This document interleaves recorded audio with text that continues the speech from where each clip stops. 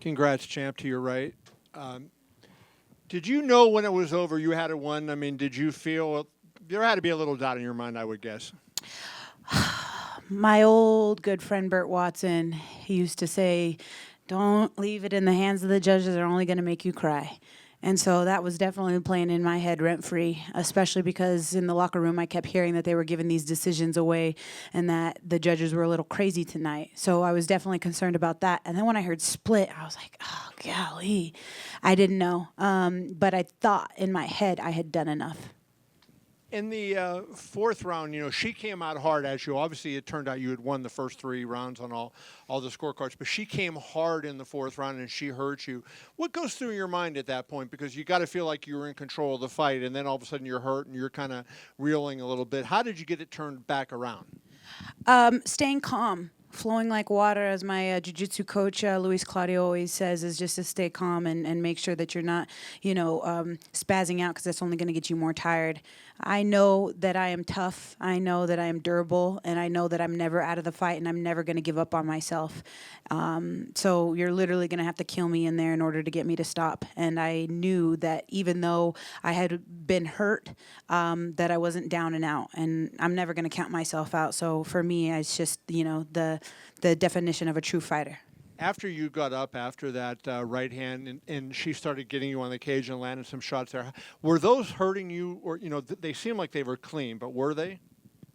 No, not at all. I would have to rewatch the fight, but no, I do not recall those shots hurting me. And then was she better than you thought, right? Like, I mean, it was a very close fight. However, somebody scored the fight. Do you think that she was a better fighter than you gave her credit for going into the event? I had just prepared for Raquel for a long time. I realized that she's a veteran and that she's tough and she's durable. But she, I don't think, did much that surprised me other than that head kick that definitely landed. And then last thing, when you beat Amanda, it's like this huge upset. Nobody can believe it. One of the big things. And this is a fairly even fight going in. So how does it feel to regain the belt compared to winning it that first time and beating a legend like Amanda? It's a great time. It's a great life achievement. I am the first person to give birth and win a world title, and then I was able to do that a second time. And so, not taken away from anybody else, but just to say that that's never been done. Also, I won the Ultimate Fighter, and she felt that she was supposed to win the Ultimate Fighter. So again, to go full circle and say, I am the true Ultimate Fighter. I am the last woman standing. I am the one that, is to be beaten, and you have to come and take it away from me, and you're going to have to come pry it out of my cold, dead fingers because I am not giving up on it. To climb the mountain again, to show little girls all over the world, to put more eyes, more focus on the women's bantamweight division or just women in general. My job is to usher in the new up-and-coming talent and to make sure that the sport of women's mixed martial arts grows. And as I have a 6.5-year-old daughter sitting at home watching me, I just want to, inspire her, show her what perseverance, grit, determination, willpower, hard work, and discipline will get you. So, if I inspire my daughter, that's the only one that I truly care about. But if there's another little boy out there or a little girl out there that says, I want to do that, I can achieve my dreams, then that's the end goal.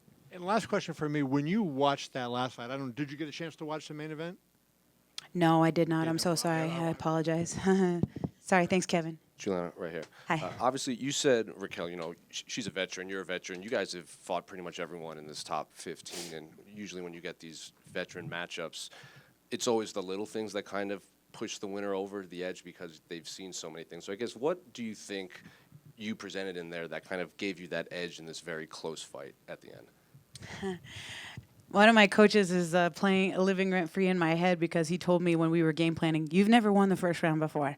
And so when I was in there and I think I was like, I think I won the first round. I think that might be the first time that I've actually won in the first round aside from Jessica Rakosi when I took her out in the first round or, some of the other girls that I took out in the first round. So for me to be able to prove that I can win the first round was actually, that might even be more ginormous for me mentally than winning the belt. I'm very happy about that. And what was it like having Bilal in your corner, another former champion in there? He just pulled off the biggest win of his career. Former and current. Me and Bilal have this little side joke going on because he went on Joe Rogan and he says, now our gym has a real champ. And that's how he ended, the 3.5 hours. And I thought, real champ? Like, what was mine fake? Like mine's that like I wasn't a real champ. I was offended, So every time I see him, I'm always like, "What's up, real champ?" And so now for us to have 2 real champs, in the gym is just an amazing feat. And again, not only just the little girls or the little boys, but the kids in our gym that are trying to come and achieve, the ultimate goal that we have done. We are inspiring them and we are showing them what hard work and determination will get you. So to have Bilal in my corner is an absolute pleasure. It's an honor. I trust his eyes, and I'm just so happy that he was able to be in there with me. I went to Manchester to support him. The only thing I'll have to say is, what a bully, dude. He didn't let me freaking sit down in the 4th round, and my coach wouldn't give me water in the 4th round either. I think I was more mad about that than anything. And then you have this unique position where you have possible 2 big fights in front of you. Obviously, you called for the Amanda Nunes fight, which you said could be the biggest fight in just MMA history, I think, is what you said. But then they showed Kayla Harrison. She was watching back here. They showed a split screen with you and her. She stood up making the belt motion. Obviously, you want the Amanda fight, but you are in this unique position where either route you take, you get a lot of eyeballs on you.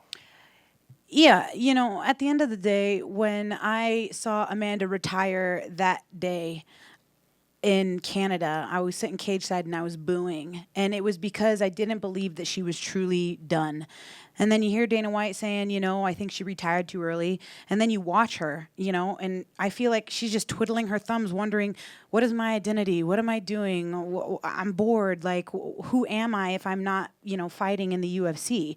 So there's an air that I feel that she misses the sport, that she's looking to, find something that's going to, make her want to come back. Kayla never mentioned her name when she beat Holly Holm, and she sure is not mentioning her name now. None of the other girls were mentioning Amanda's name that they considered the greatest of all time, yet I was, and I never shied away from that, and I still am, because I truly do not believe that she's done. I think she retired too early. I think that she's looking for something to do, and, that to me is the biggest fight in women's mixed martial arts history, because we're 1-1. My fight against her the first time was so dominant, I made her tap. Our second fight, I ran out of time. I lost a decision handedly, fine, no problem. But it would be nice to put it to bed once and for all and get that trilogy fight that I feel that she ran away from. And I do have to ask, did you watch Kayla's fight? And if you did, what did you make of her performance? I was, to be honest, I'll tell you, I was warming up and focusing on my own fight. But with that being said, I had my coaches there watching the fight and kind of giving me the 411 on what was going down. We're not impressed. She said she was going to put an elbow through her skull and she was going to, do all this damage. Like, the girl didn't have a scratch on her. It was boring. And she didn't do anything that, jumped off the pages like, ooh, the boogeyman, you know what I mean? So I was definitely, especially with, hearing from my team, not impressed. Do you think that has something to do with Kayla, or Ketlen was just tougher than maybe Kayla gave credit to?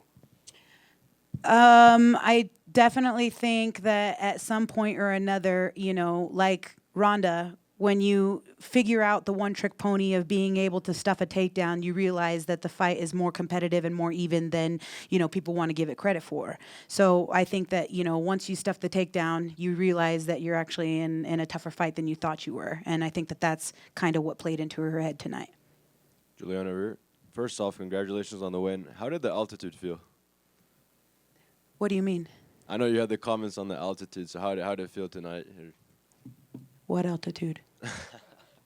I'm just kidding. It was great. I fought here before, and I think that, I feel bad because Raquel was saying, she made a mistake not training at altitude and woo, woo, woo. And I was like, you need to focus on yourself and quit worrying about me.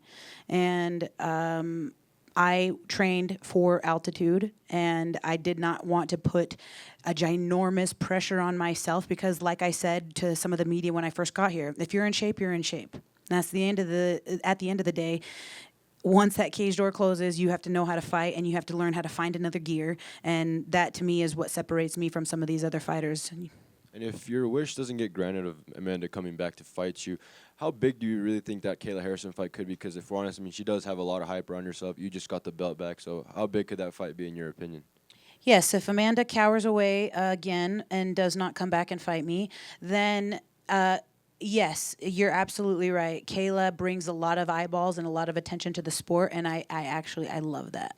And I know you were locked in getting ready for your fight, but I'm not sure if you spotted there were some Venezuelan flags out there tonight. So did you get to see any of that, and what did you make of that? Yeah, my parents were responsible for bringing over my aunts and uncles legally to the United States. I just want to throw that in there, and it was so great. The UFC was delightful. They gave me, close to 20 tickets so that my family from Venezuela could come and watch me tonight. And that's the first time that they've ever seen me fight live. And it was incredible to be able to share this moment with them, because the last time I went to Venezuela, I was 8 years old. And I haven't seen my uncles, my cousins, my aunts since I was 8. So the whole thing was extremely emotional for me. And I'm just very proud that I was able to get the win in front of them tonight. And lastly, I know your daughter's been one of your biggest fans in your whole fight career. What did she say to you after this fight? Oh yeah, her dad sent me a video of her going nuts and literally like falling over the floor and screaming and cheering. And she put on her little doctor's outfit and said that she was going to give me a Band-Aid and nurse me back to health. We joked, the entire time about eating cheeseburgers and having a Coke. And she first said, "We're going to have 100 cheeseburgers." I said, "We're going to have 100 cheeseburgers, baby." And then she moved the number from 100 to 1,000. And so tonight she said, "We're going to eat 1,000 cheeseburgers and have a Coke." And I said, "Yes, we are, baby." So I'm really excited to get back home so that I can, eat maybe probably one. That's as much as my stomach could probably fit in right now. Thanks, guys.